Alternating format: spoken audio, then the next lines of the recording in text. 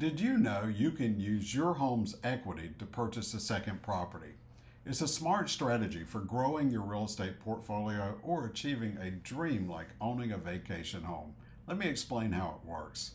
Home equity is the difference between your home's market value and the amount you owe on a mortgage.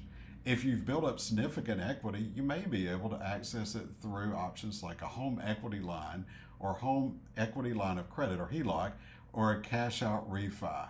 Each option has pros and cons. For example, a HELOC acts like a credit card tied to your equity, giving you flexibility. A cash out refi replaces your existing mortgage with a larger one, letting you pull out cash.